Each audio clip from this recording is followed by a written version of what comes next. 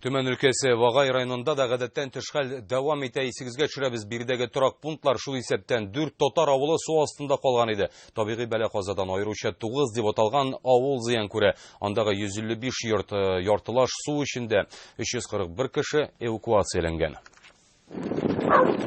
9да хәле катлаулы йорт хайваннары кошлар түбәгә менгерелгән, саллар белән коры җирләргә күчерелә. Агыйд елгасының соңгы тапкыр бу кадәр ташуын халык инде хәтерләми. 155 йорт әле дә су астында. Табигать бәла-казасы транспорт җиһазлар амбарлардагы ашлыкка да зур зыян китергән. Вот на виду все пострадало. Без күтәрттек мебельләрне. Мебельләр барысы да алынган. Судага кредитка. Кредит мен все еще выплачиваю, а мебель новый уже плавает в воде. Алайман. 9 авылы халкы әле һаман мәктәп бинасында, ул вакытлыча тору урыны. Укулар туктатылган, хәзерге анда 48 кеше. Һәр сыйныф бүлмәсенә 6-10 итеп урнаштырганнар. Аларны 3 тапкыр ашаталар. Гадәттән тыш хәлләр министрлыгы вәкилләре тәүлек буе кизү тора. Махсус төркем мөлкәтне коткару белән мәшгуль. Бар көч халыкка ярдәмгә юнәлтелә. Җирле кибеттә азык-төлекне зур ташламалар белән саталар. Иң күп алына торган товар балыкчыларның резин итекләре. Алар шунда ук сатылып бетә. Хәзер төмәнләргә ил буенча ярдәм оештырылган Төмән, Тубыл, Казан шәһәрләрендә махсус пунктлар эшли. Татар милли мәдәни үзәкләре эшмәкәрләргә ярдәм итү оешмалары да читтә кала алмаган. Алар материаль ярдәмнән тыш консультациялар белән дә булыша. Компенсация аларга нинди документлар кирәк, үз киңәшләрен бирәләр. Бүгенгә Агыйд елгасы 25 сантиметрга кимегән.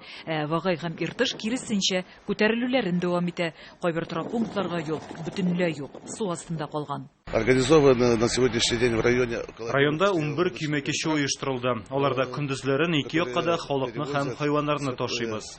Район үзәген су басудан саклау максатыннан Вагай елгасы яр буен метр ярымга күтәреп чыктылар. Бу 1 чакрымга якын ара.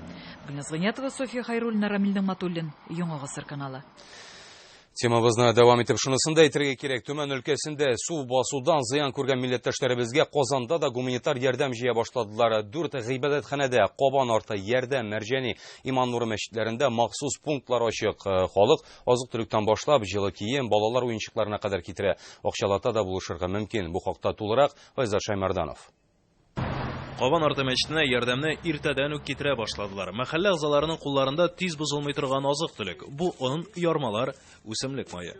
Это татары, их постигло бедствие, им нужно помочь ради Аллаха. Бер көн эчендә инде дистәләгән кеше кием салым белән ярдәм итәргә өлгергән. Расчетный счет ул монда язган, әгәр дә кем ярдәм итсә, может перечислением, кем живой наличкой белән может Кабан арты мәчетенә килергә и шул ящикка салырга иншалла.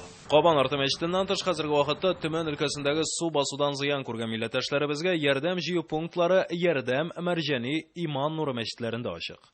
Менә бәрәңгене алып, бәрәңгене дә алып килә башлый. Аллаһка шөкер, менә җылы киемнәр һәм балаларга да шундый йомшак уенчыкларын да киләләр. Гуманитар ярдәм оештыручы Мөнира Сагыйдуллина сүзләренчә, Төмәндәге су басудан 400-гә якын Себер татары зыян күргән.